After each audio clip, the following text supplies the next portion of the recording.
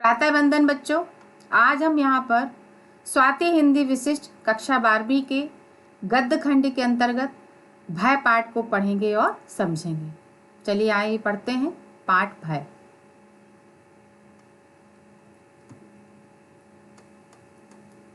जैसे कि आप देख रहे हैं बच्चों, यहाँ पर पिक्चर में भय लिखा हुआ है और आचार्य रामचंद्र शुक्ल जी। जब मैंने इसके पहले आप लोगों को पढ़ाया था तो मैंने आचार्य रामचंद्र शुक्ल जी के जीवन परिचय के विषय में पढ़ाया था। साहित्य सेवा, उनकी रचनाएं, कला पक्ष, भाव पक्ष पढ़ाए हुए थे। इसके अलावा मैंने आपको भय पाठ का केंद्रीय भाव पढ़ाया था, पाठ का सार पढ़ाया था और ये था भय। तो एक बार मैं पुनः आज मैं आपको पढ़ा रही हूँ भय, लेकिन आज मैं आपको यहाँ पर पढ़ाऊँगी भय के पाठ के जो कुछ महत्वपूर्ण गद्यांश हैं और जो परीक्षा में पूछे जा सकते हैं और जो प्रश्नोत्तर हैं, आज हम उनके विषय में पढ़ेंगे और उनको समझने का प्रयास करेंगे। तो ये किनके द्वारा रचित है? आचार्य रामचंद्र शुक्ल जी के द्वारा रचित है। आप ये पिक्चर देख रहे होंगे बच्चों, जिसमें विभिन्न प्रकार के भय के रूप दर्शाए गए हैं। जैसे कि आप देख रहे हैं, एक व्यक्ति बहुत ऊंचाई से नीचे देख रहा है, उसको भय लग रहा है। एक बच्ची है जिसको अंधेरे से भय लग रहा है। एक बच्ची और खड़ी है जिसको जब बिजली कड़कती है तो जोर से भय लगता है।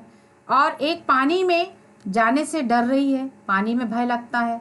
और एक अचानक से हमारे सामने भी कोई जंगली जानवर जाता है तो क्या हो जाता है? भय लगता है। तो यहाँ पर भय के विभिन्न रूपों को मैंने आपको दिखाया है कि भय यानी डर हमको किसी भी रूप में लग सकता है, चाहे वो कोई भी विपत्ति है जब भी हम तक आने वाली होती है, हम उससे क्या होते हैं? घबरा जाते हैं। जोर से बादल गरजते हैं तो हम एकदम से घबरा जाते हैं, बिजली कड़कती घबरा जाते हैं, है ना। ज़्यादा पानी देख लेते हैं, कहीं बाढ़ तूफान ऐसे देख ले, कोई प्राकृतिक आपदाएं देख लेते हैं तो हमको क्या लगता है? डर लगता है। आज हम इसी से संबंधित कुछ जो हम गद्यांश हैं वो आपको पढ़ाएंगे और समझाएंगे, जो कि परीक्षा में पूछे जाते हैं। ये है सबसे पहला महत्वपूर्ण गद्यांश। सबसे पहला है, किसी आती हुई आपदा की भावना या दुख के कारण के साक्षात्कार से जो एक प्रकार का आवेगपूर्ण अथवा स्तंभकारक मनोविकार होता है, उसी को हम क्या कहते हैं? भय कहते हैं। ये गद्यांश है। संदर्भ समझिए इसका। प्रस्तुत अवतरण हमारी पाठ्य पुस्तक के निबंध भय से उद्धृत है। इसके लेखक कौन है? आचार्य रामचंद्र शुक्ल जी हैं। प्रसंग क्या है? इस पंक्ति में लेखक ने भय का अर्थ बताते हुए कहा है कि भविष्य के दुख की कल्पना ही क्या है? भय है। जब हम किसी भविष्य के कि यार भविष्य में कहीं ऐसा तो नहीं हो जाएगा, तो हम क्या हो जाता है? एकदम डर जाते हैं। तो भविष्य के दुख की कल्पना ही यहाँ पर क्या है? भय है। चलिए व्याख्या समझिए। भय का शाब्दिक अर्थ होता है डर। डर हृदय में उत्पन्न वह भाव है जो व्याकुलता तथा आश्चर्य को जन्म देता है। अतः आने वाले दुख अथवा मुसीबत की कल्पना से उत्पन्न मन स्थिति का नाम क्या है? भय। जब प्राणी का सामना आने वाले दुखों से होता है तो उसके मन में एक अजीब सी आकुलता और आश्चर्यजनक मनोभाव जागृत होता है। इसी मनोभाव को साहित्य में भय के नाम से जाना जाता है। इस प्रकार दुख या हानि की कल्पना को ही हम क्या कहते हैं? भय। दुख या हानि की कल्पना ही क्या कहलाती है? भय कहलाती है। चलिए इसके दूसरे जो विशेष है उसको कैसे लिखेंगे? भय मनोभाव का मनोवैज्ञानिक रूप से इसमें स्पष्ट अर्थ किया गया है, अर्थ स्पष्ट किया गया है। संस्कृत निष्ठ खड़ी बोली का इसमें प्रयोग है। संपूर्ण व्याख्या अंश का रूप एक मिश्र वाक्य है। विचारात्मक और गवेषणात्मक शैली का इसमें प्रयोग किया गया है। चलिए आइए दूसरे गद्यांश को समझते हैं। भीरुता के संयोजक अवयवों में क्लेश सहने की अक्षमता, अपनी शक्ति का आत्मविश्वास प्रधान है, अपनी शक्ति का अविश्वास प्रधान है। शत्रु का सामना करने से भागने का अभिप्राय यही होता है। शत्रु का सामना करने से भागने का अभिप्राय यही होता है कि भागने वाला शारीरिक पीड़ा नहीं सह सकता तथा अपनी शक्ति के द्वारा उस पीड़ा से अपनी रक्षा का विश्वास नहीं रखता। ये आता है गद्यांश। चलिए इसके संदर्भ समझते हैं।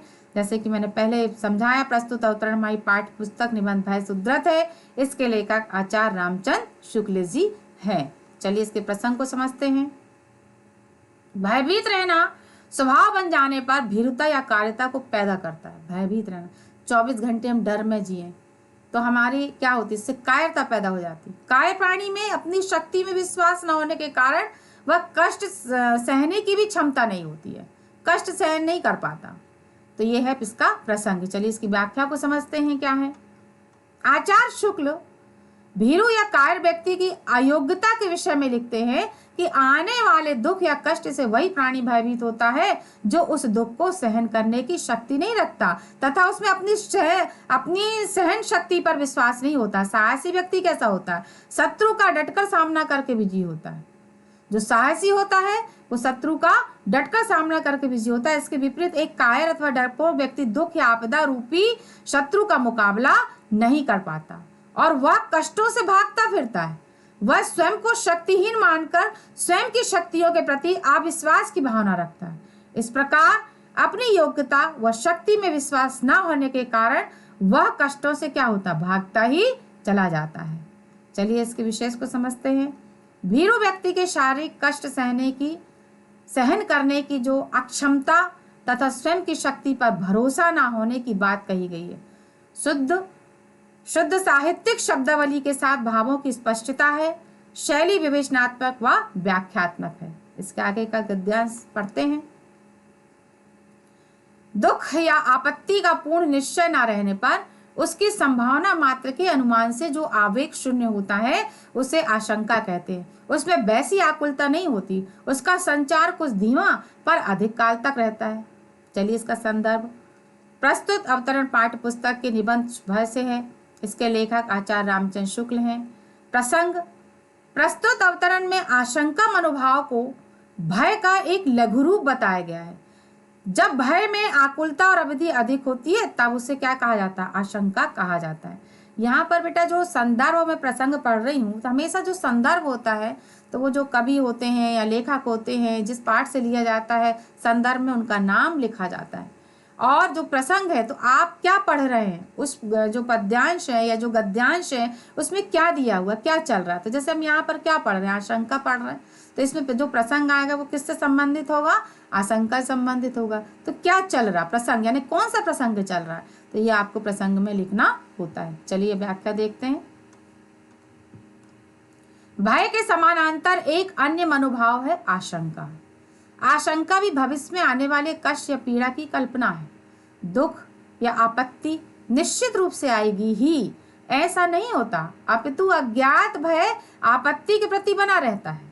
अथवा आपत्ति के आने पर विचार मन में आता है तो उस समय मन में एक भय उत्पन्न होता है। जैसे मान लीजिए आपत्ति आई नहीं है लेकिन हम केवल एक मान लेते हैं, शंका हो जाती है कि अरे आपत्ति ऐसा तो नहीं कहीं आपत्ति, उससे ही हमारे मन में क्या हो जाता है? भय उत्पन्न हो जाता है, जिसमें ना जोश होता है, ना बेचैनी, ना घबराहट होती है।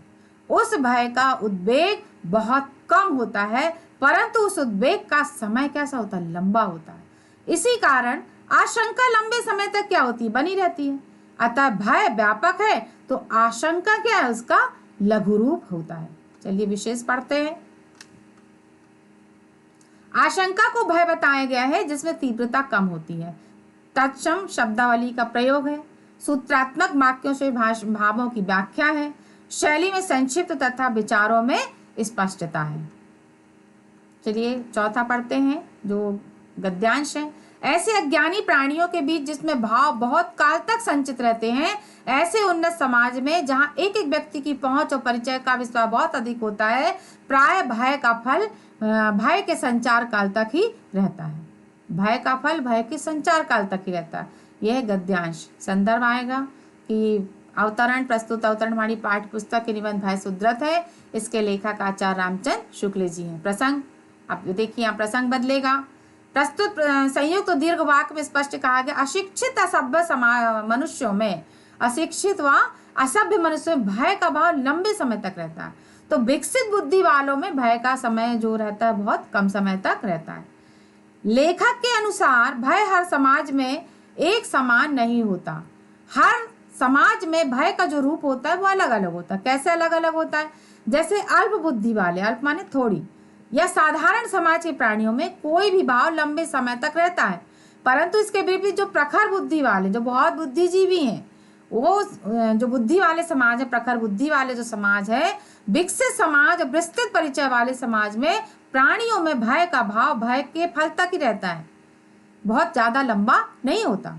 परिणाम समाप्ति के साथ ही उनका भय भी क्या हो जाता है, समाप्त हो जाता है। इस प्रकार भय जो है असभ्य समाज की संचित वस्तु है। इसी भय के द्वारा वह अपने समस्त अभिष्ट कार्यों को क्या करता है, सिद्ध करता है।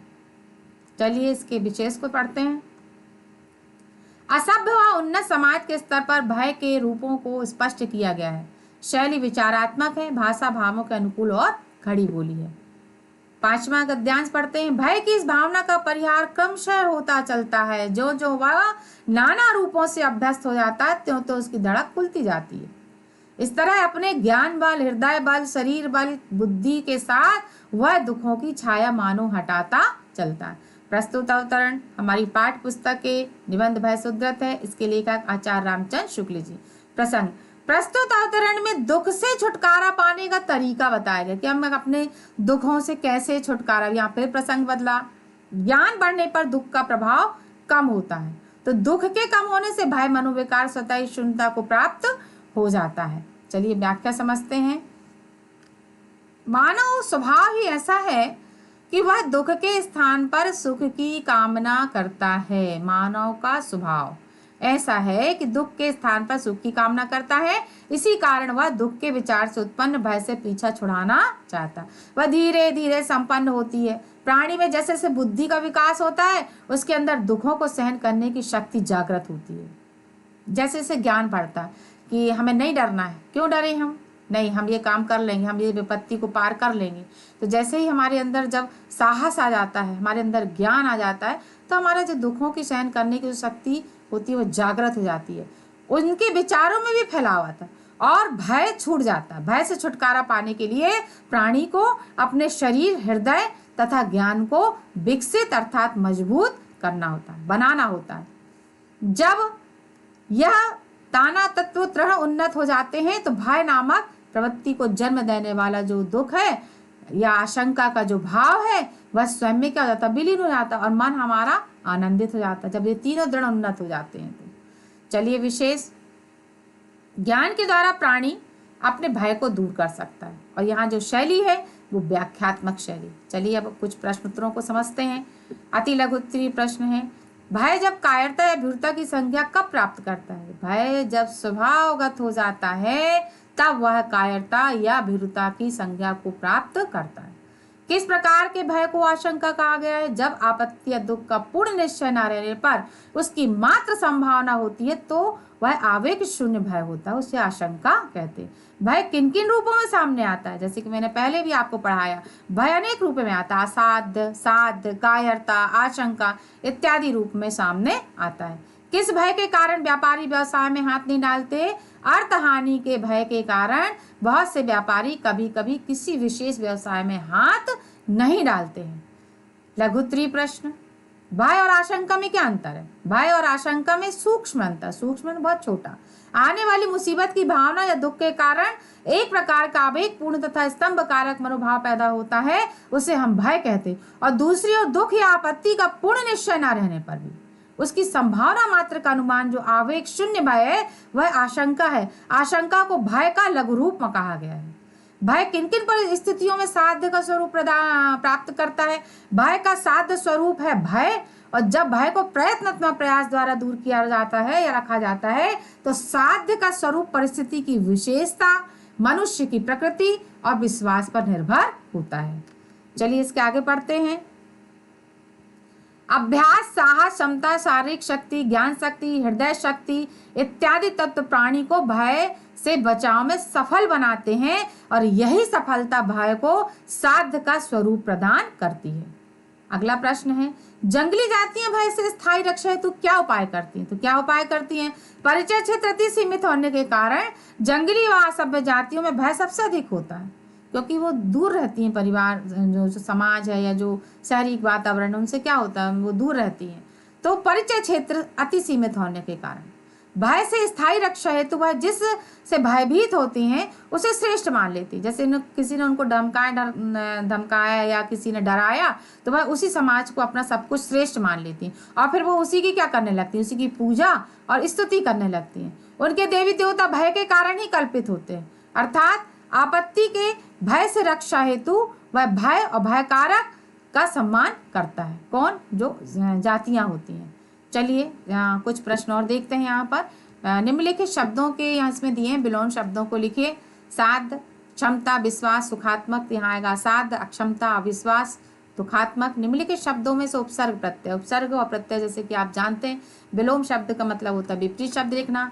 उपसर्ग प्रत्यय का मतलब तो उपसर्ग जो आगे लगाए जाते हैं, प्रत्यय जो पीछे लगाए जाते हैं। सार्वभौमिक, परिस्थिति, अज्ञान, अपरिचित, भीरुता, विशेष। तो जो उपसर्ग हैं, परिस्थिति में परि, अज्ञान में आ, अपरिचित में आ, विशेष में वी। प्रत्यय जो है सार्वभौमिक एक और भीरुता का ता। इस प्रकार अगला प्रश्न क्या है? निम्नलिखित वाक्यों के लिए एक एक शब्द लिखना। जैसे कि आते हैं कि आपको एक वाक्य दे दिया जाता है, उनके लिए आपको एक शब्द लिखना होता है। जिसकी कल्पना ना की जा सके, अकल्पनीय। जिसका अंत ना हो, अनंत। जिसके समान कोई दूसरा ना हो, अद्वितीय। बिना सोचे समझे किया गया विश्वास अंधविश्वास कहलाता है। चलिए अगला प्रश्न है, नीचे दिए वाक्यों में से सरल संयुक्त मिश्र वाक्य छांटिए। कौन कौन से मिश्र वाक्य हैं, कौन कौन से सरल? सरल माने बहुत सीधे वाक्य जो लाइन में कहते हैं। मिश्र जो मिले हुए रहते हैं। मेरा विचार है कि आज घूमने चले, मिश्र वाक्य है। मैंने एक व्यक्ति को देखा जो बहुत लंबा था, ये भी मिश्र वाक्य है। बालिकाएं गा रही हैं और नाच रही हैं, संयुक्त वाक्य है। बच्चे लाइन में जाएंगे, ये सरल वाक्य है।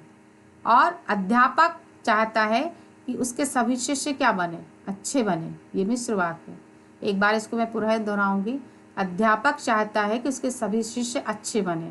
तो बेटा आप लोगों को बहुत अच्छे बनना है, इसलिए ये कौन सा वाक्य हुआ? मिश्र वाक्य। मैंने उसे मना लिया है, ये सरल वाक्य। तो इस प्रकार से यहाँ पर बच्चों मैंने आप लोगों को जो भय नामक पाठ गद्य था आचार्य रामचंद्र शुक्ल जी द्वारा रचित, तो मैंने आप लोगों को उनके जीवन परिचय पढ़ाया, जो कि पेपर में लिखने के लिए आता है कि किसी भी कवि का जीवन परिचय लिखिए, उसके साहित्य में स्थान और कला पक्ष भाव पक्ष लिखिए, आपको पढ़ाया। पाठ का मैंने भय पाठ का आपको केंद्रीय भाव समझाया था। भय पाठ का मैंने आपको पाठ का सारांश समझाया था। इसके बाद आज हमने कुछ महत्वपूर्ण भय पाठ से संबंधित आपको गद्यांश, संदर्भ, प्रसंग, उनकी व्याख्या और विशेष और प्रश्नोत्तरों को पढ़ाया। आशा है कि आप लोगों को बच्चों समझ में आया होगा और आप पाठ का जो शीर्षक है उसको ही बहुत अच्छे से समझ लीजिए, तो आपको पूरा पाठ बहुत अच्छे से समझ में आएगा। और याद करिए आप इसको, क्योंकि ये आपको एग्ज़ाम में प्रश्न पूछे जा सकते हैं। धन्यवाद बच्चों, और आप अपना होमवर्क करते रहिए, पढ़ते रहिए और घर पर रहिए, सुरक्षित रहिए।